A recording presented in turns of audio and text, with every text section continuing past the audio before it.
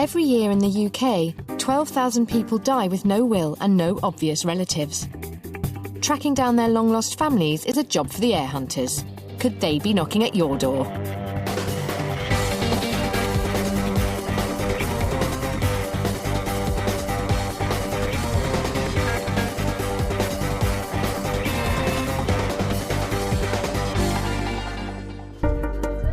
On today's programme, with the competition hot on their heels, the heir hunters are involved in a nail-biting chase.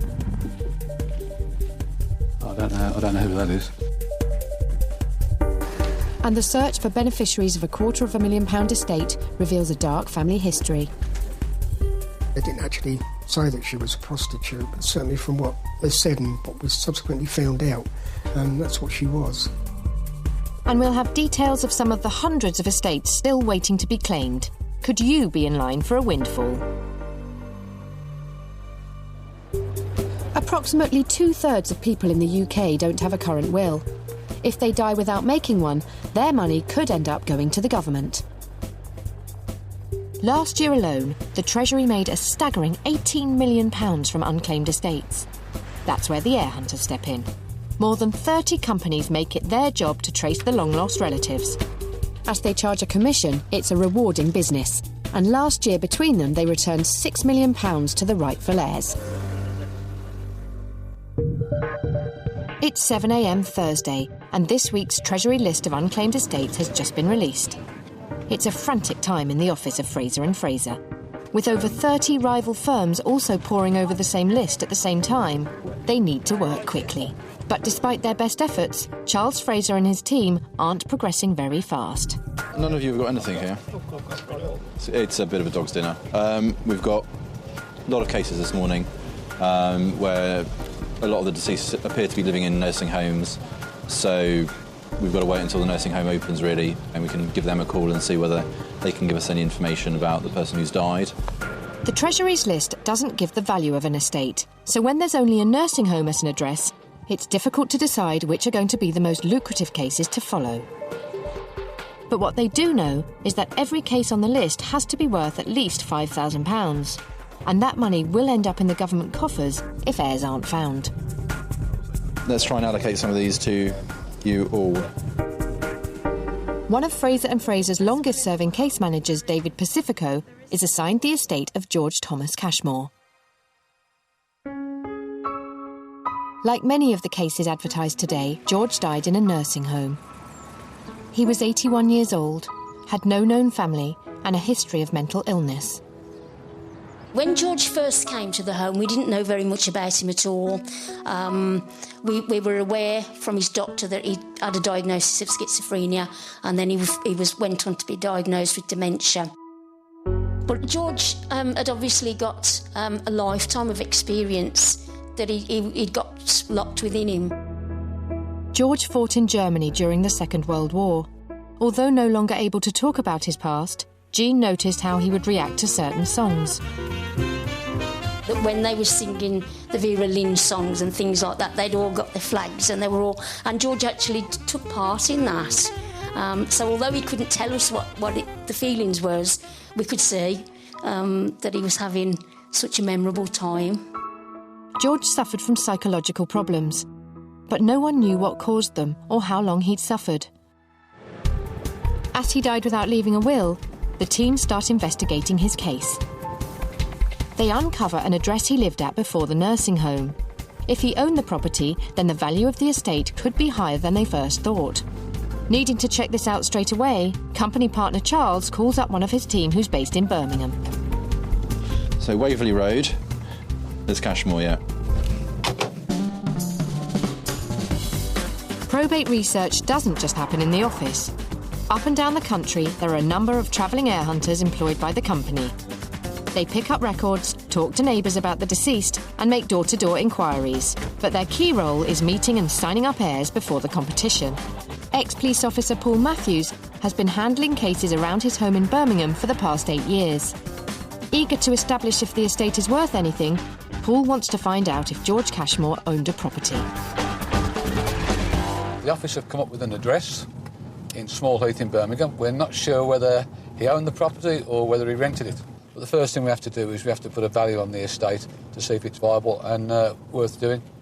I mean, just because somebody dies in squalid conditions or in a care home or no outward signs of wealth doesn't mean that they haven't been a hard saver all their life or if they haven't inherited off somebody.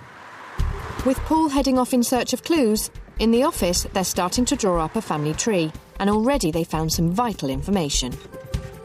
By cross-referencing George's birth certificates with information they found on the census and electoral rolls, they have their first breakthrough in this case. Could they have already uncovered some of George's heirs? George was the son of Thomas Cashmore and Clara Hawkins, who had an older sister, Rose. Rose died in 2008, but had 5 children. They would be George's nieces and nephews, and could all be entitled to a share of the estate. Using the electoral roll, case manager David Pacifico has already found a phone number for one of the potential heirs. So I'm just going to phone up what I hope might be a nephew, and if it's correct, try and get an appointment for Paul Matthews to go and see him. With David following up leads in the office, out on the road, Paul's arrived at George's old street. George Cashmore, an old bloke. Nah? OK, cheers, thank you. Back in the office, things are moving fast. It's only 9 a.m, but David has already managed to speak to an heir, George's nephew Brian. It's come to our attention that your uncle's passed away, it would seem, without leaving a valid will, and it was thought without any known next of kin. He discovers that George's mental illness only occurred after the Second World War. So could it have been caused by his experiences on the front line? One person who has a wealth of knowledge on this subject is Terry Charman, the senior historian at the Imperial War Museum. Of course, it wasn't just the scenes of combat, of losing your comrades, of seeing civilians massacred and the results of artillery fire, that type of thing, but also, of course, the deliberate atrocities committed by the Nazis in the concentration camps. And I think that many of the troops that I witnessed, for example, the liberation of Belsen and the horrific scenes there, suffered terribly from this in post-war years. Over 5.5 million troops fought in the Second World War. Nearly 300,000 lost their lives, and those servicemen returning home had to deal with what they had witnessed. You'd have had to have been a very, very hard and tough personality not to have been affected by the sight of your comrades being killed, badly wounded in action, or to see or to view the other sites like the atrocities of the concentration camps. I think a lot of people, perhaps even now, are suffering from the emotional problems of things that they experienced during the Second World War. It's come back to haunt them, perhaps, in old age. So could this be the answer behind George Cashmore's late onset of schizophrenia? Were his experiences enough to trigger his mental illness? Having already traced one of George's heirs, it seems like it's going to be a straightforward case. But nothing is ever that easy. Another heir hunting company is hot on their heels.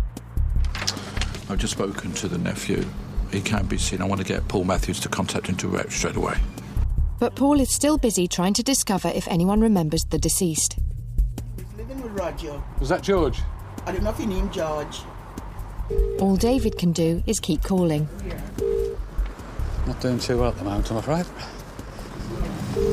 Other companies are onto this, and I need him urgently to go around and see somebody who I think is at home now. No. Worried that the competition will beat them to it, David goes to see Charles. Paul Matthews, is he doing anything else? He's not answering his phone. Well, there's other companies onto it. The wife gave me his mobile, and I'm wanting Paul to see him literally as soon as possible. So I can't do any more until he phones in. Put an all-persons bulletin out and... Yeah, I know. Get up. At last, Paul is back in the car. His inquiries have discovered that George only rented at the property, so he calls into the office to update them. You must have dozens of messages there, or missed calls, I would have thought. It might not seem like much time has passed, but when they are racing to sign up heirs ahead of the competition, every second counts. A few minutes ago I spoke to a nephew and I said you'd phone him direct on his mobile. I'm hoping you might be able to see him at work. With competition hotting up, will they reach the heirs in time? And will Paul be able to unlock the mystery of George's mental health? She used to come and visit when I was a teenager to the house. But she dreaded him coming because of his mental disability.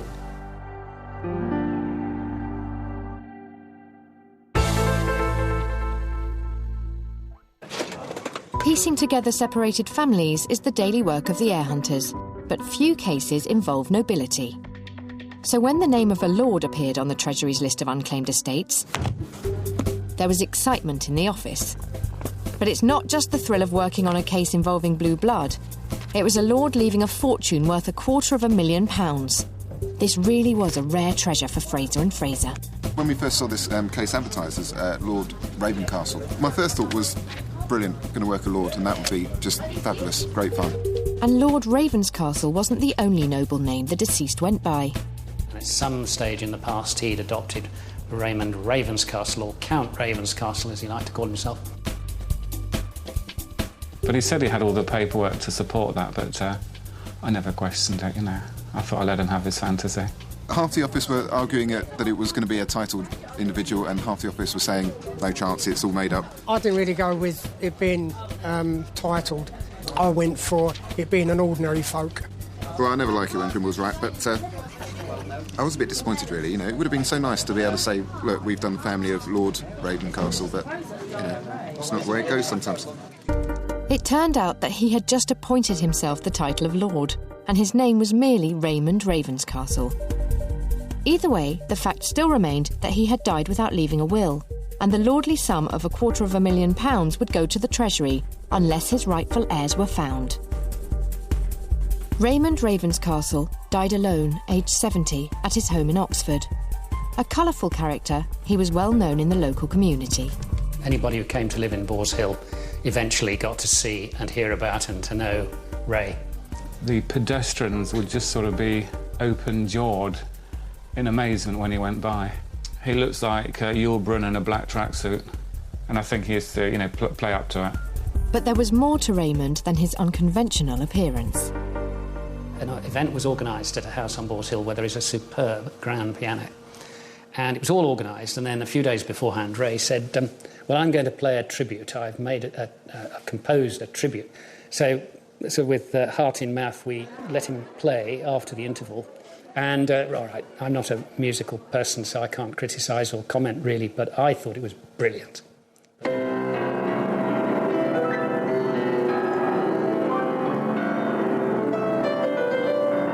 It was just like you'd hear a grand pianist in a concert playing. Fantastic, yeah. Self-taught, too.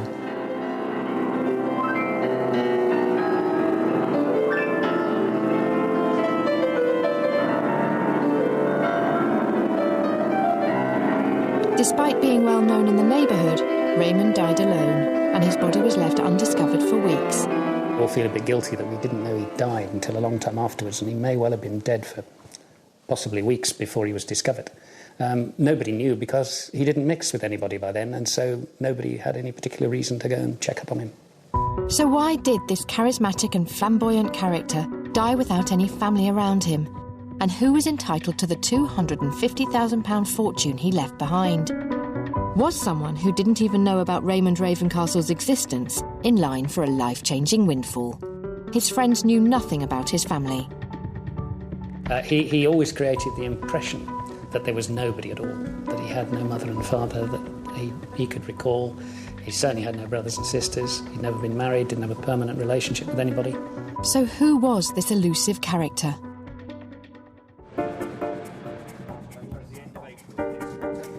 One of the company's longest-serving case managers, David Milchard, known in the office as Grimble, takes up the challenge to find out.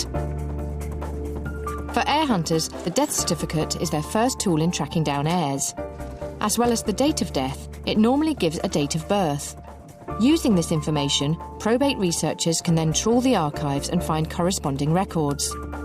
The birth certificate gives them a place of birth and the names of parents, so a family tree can begin to take shape.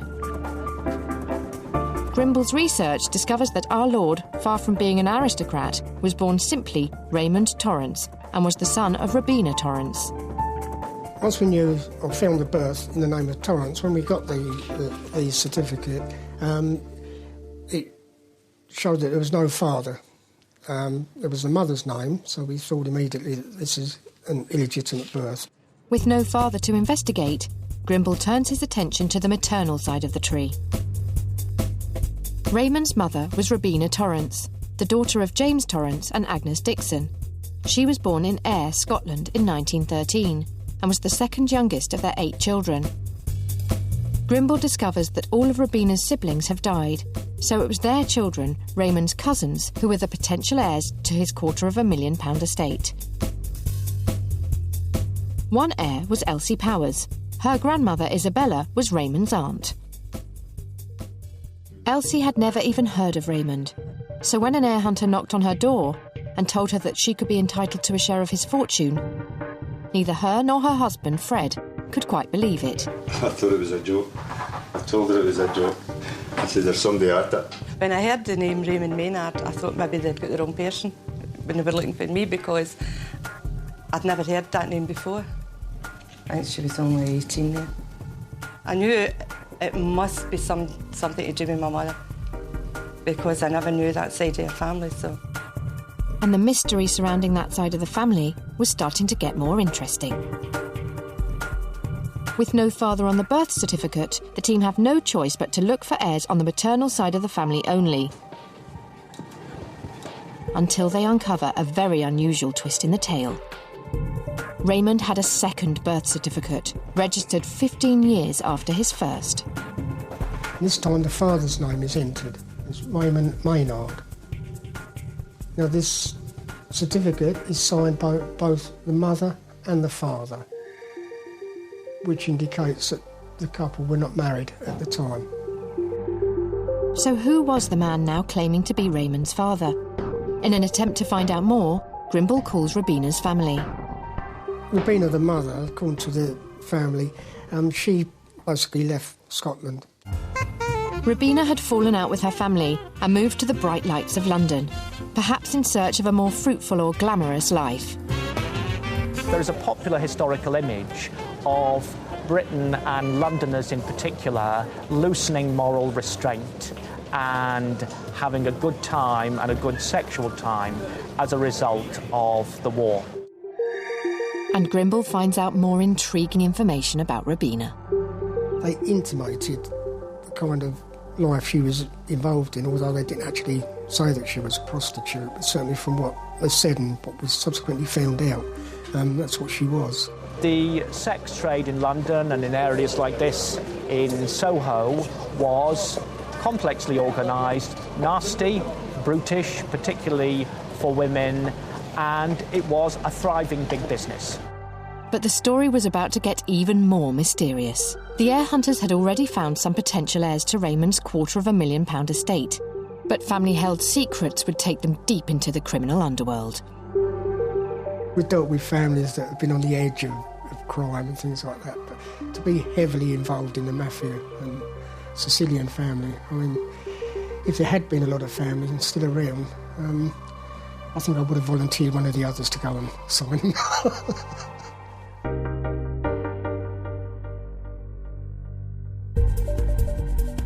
For every case that is solved, there are still thousands that remain a mystery. Currently, over 3,000 names drawn from across the country are on the Treasury's unsolved case list. Their assets will be kept for up to 30 years, in the hope that eventually someone will remember and come forward to claim their inheritance. With estates valued at anything from £5,000 to millions of pounds, the rightful heirs are out there somewhere. Today, we've got 2 cases heir hunters have so far failed to solve. Could you be the key? Could you be in line for a payout? Joyce Mary Kilner died in Urmston in Manchester on the 30th of December 2004. Was Joyce a friend or neighbour of yours? Could you even be related to her and entitled to her legacy? Hetty Florence May Liebeck passed away on the 25th of September 2006 in Worthing. So far, every attempt to find her rightful heir has failed. If no relatives can be found, her money will go to the government. But could it be meant for you?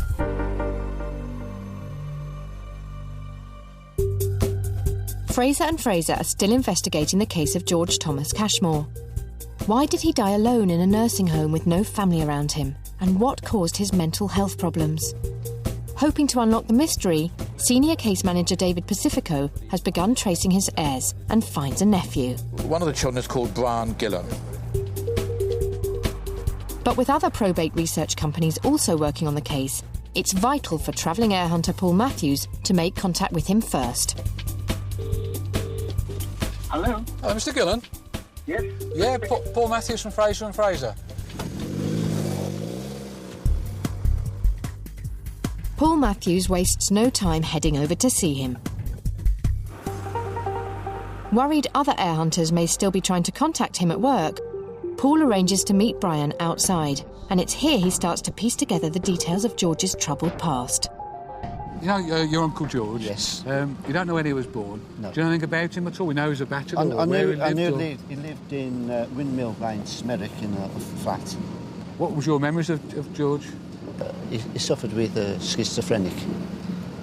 Something happened while he was in the army with a girl, and he never forgot it. Oh, right. And I think it sent his mind funny ways. Was he all right before that? Or was perfect, yeah. Was he? Yeah, perfect, yeah. Has George's nephew unlocked the mystery of his mental health? Could a wartime relationship really be responsible? In some cases, fraternisation with German girls was frowned upon and looked down upon by some of the sort of British troops who thought, well, you know, having seen all the horrors of the camps and this type of thing, and having endured a lot of hard fighting over the last few months against the Germans in Northwest Europe, nearly a year between D-Day and VE Day. And in some cases, of course, there was the feeling that German women and girls, by getting a British or an American boyfriend, was somehow sort of cosseting them from the rest of the population, and indeed perhaps providing them with, protection as well. Armed with his new information, Paul calls David, but he has news of his own.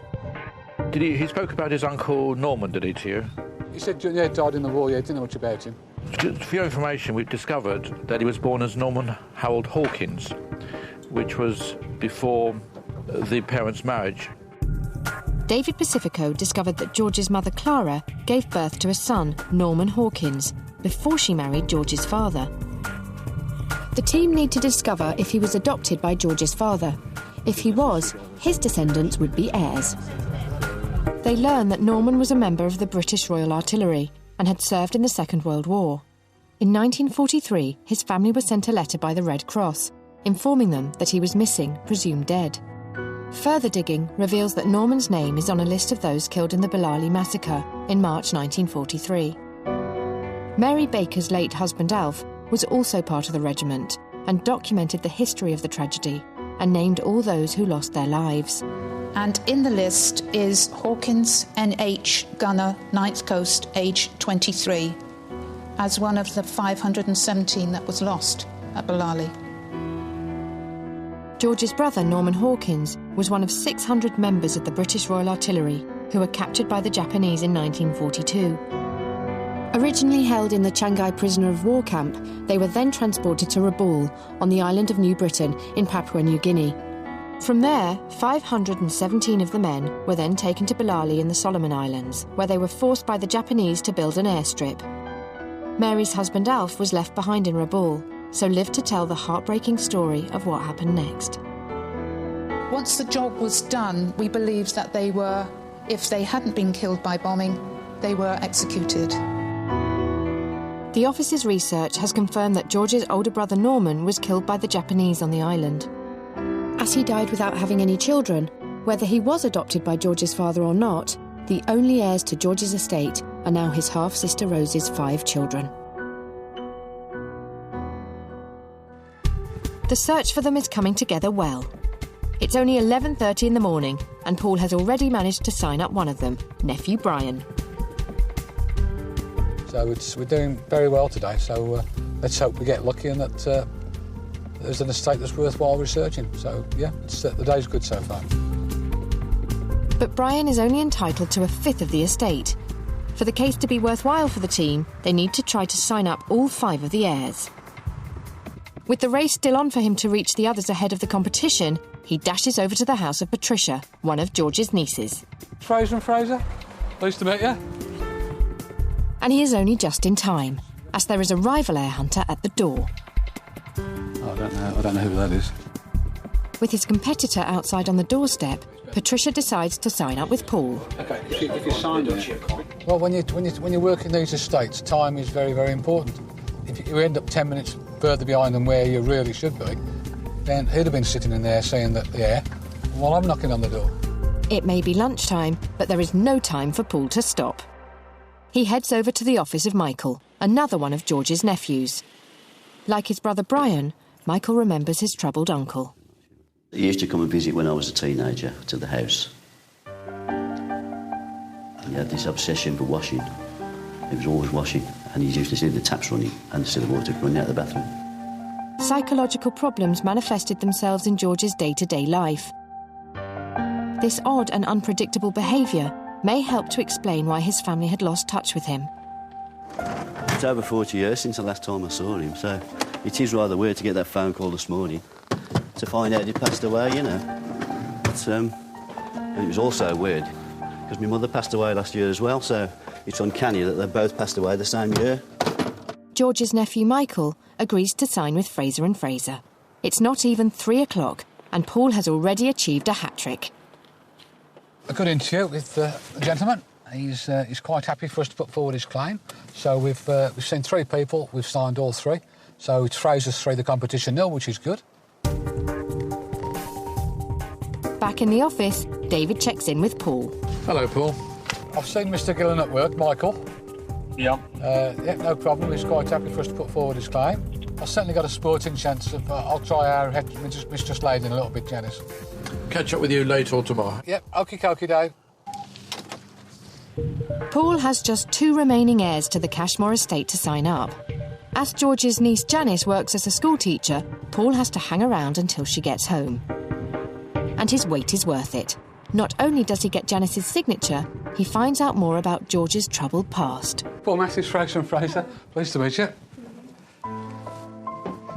He went into the army during the war. He was sent to Germany. He fell in love with a German woman, and on the boat back, because he'd fallen in love, he had such a severe beating that it caused his mental illness. He was severely beaten and he was tortured by his comrades. It caused him to be schizophrenic. George's colleagues viewed him as a traitor and couldn't forgive him for his relationship with a German girl. There was a feeling that these people had been responsible for bringing to the world so much death and destruction and misery. You know, how can we ever actually forgive them? So Janice's final piece in the jigsaw helped the office unlock the mystery of George's mental health. It's been a successful day for the team. They've already signed 4 out of the 5 heirs. We're pleased with the outcome of this case, that we've been able to identify the next of kin and tell them the uncle had passed away and put a closure to that, because maybe they were wondering what happened to him or things like that. The good that's come out of the news today is the knowledge for us that now they're all reconciled. They're all together again.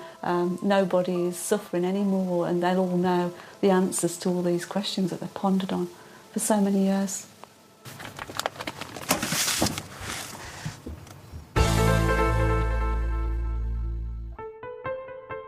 Fraser and Fraser have already invested a good deal of time and resources on the case of Raymond Maynard, the self-appointed lord and local eccentric who died in Oxford in February 2009 without leaving a will.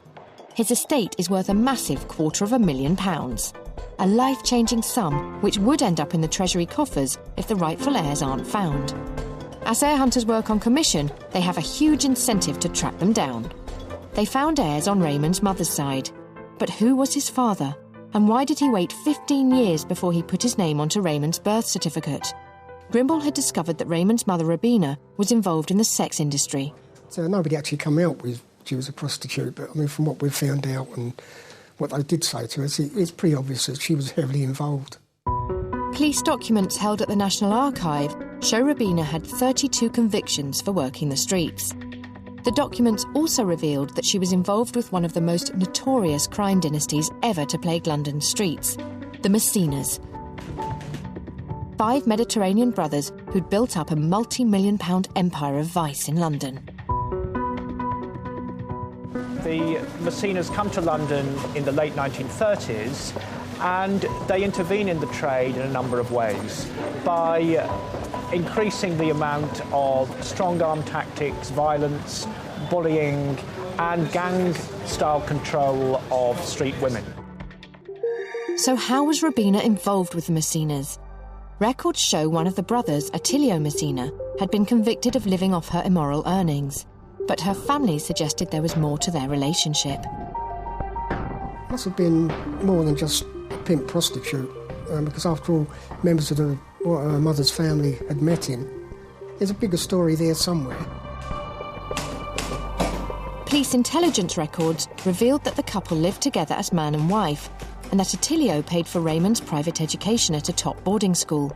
With Attilio playing happy families, where was Raymond's father? And why did he wait until Raymond was 15 before putting his name on the birth certificate? Grimble had a name, Raymond Maynard. But his research keeps leading to dead ends. So knowing about Raymond's mother's criminal connections, Grimble decides to look up the name Raymond Maynard in the police records and makes a surprising discovery. Went through records, police records, and we identified a Raymond Maynard. Now, at that stage, you wouldn't know whether he was our guy or not. But it turns out that this particular one we followed through was also known as Attilio Messina. Grimble discovers that Attilio Messina also went by the name of Raymond Maynard. In fact, all the Messina brothers adopted English-sounding names in an attempt to blend in. So why would Attilio now be claiming to be Raymond Jr.'s father? Grimble has his own theory as to why he wanted to register the birth.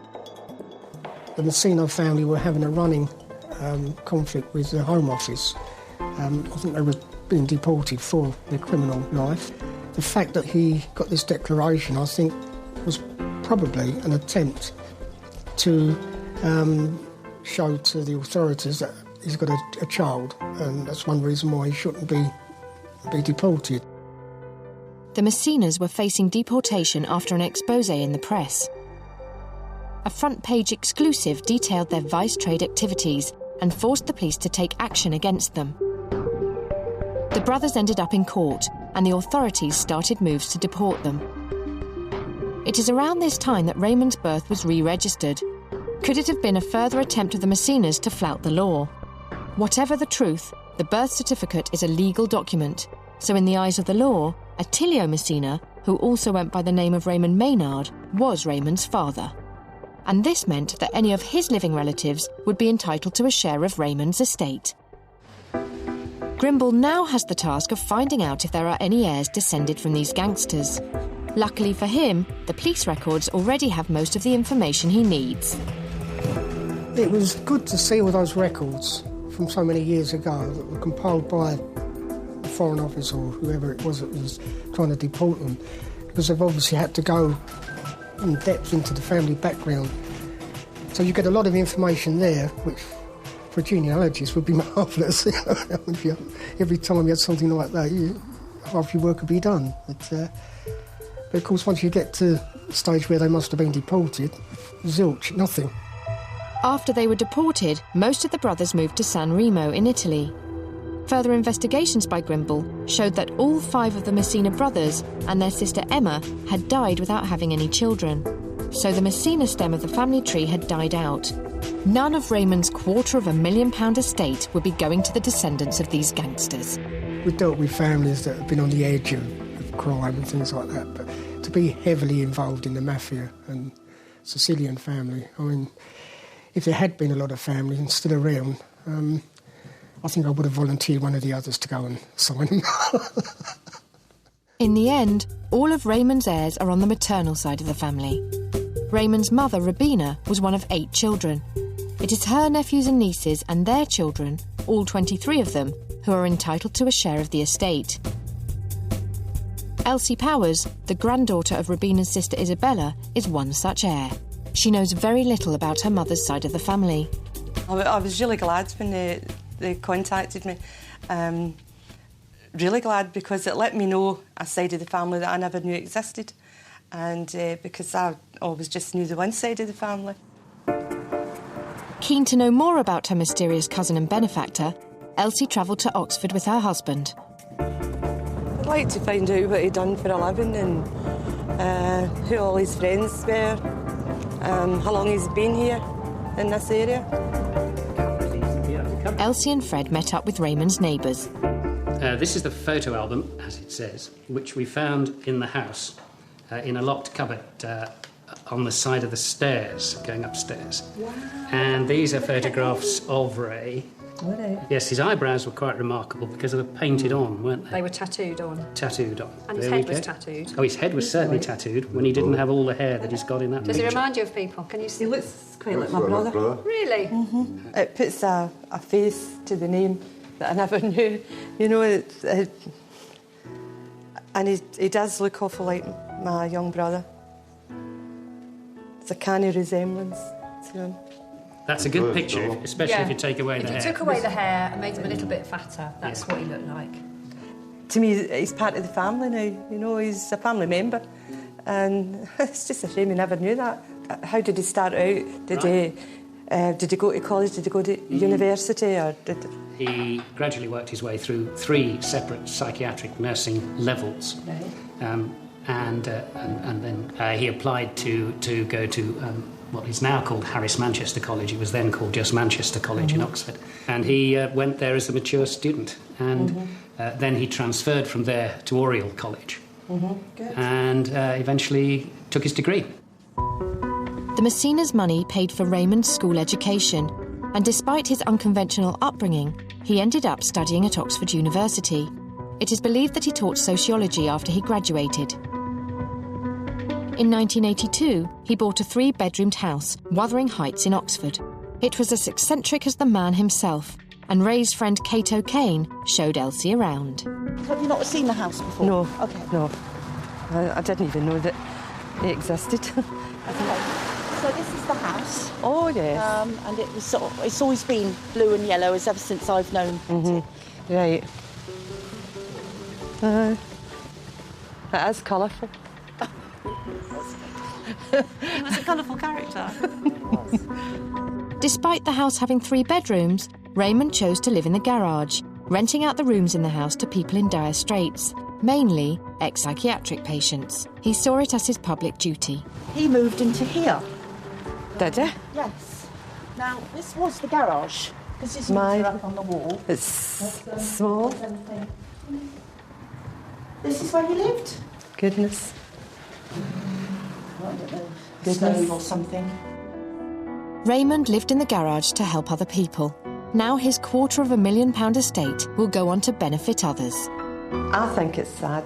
He lived here on his own. But just a pity we didn't get to know him, really, and be able to talk.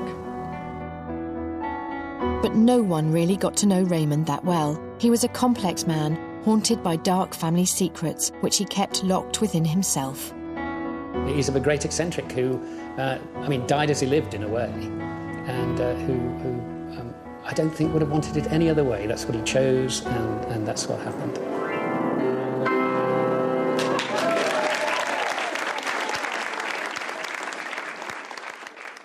If you would like to find out more about how to build a family tree or write a will, go to bbc.co.uk.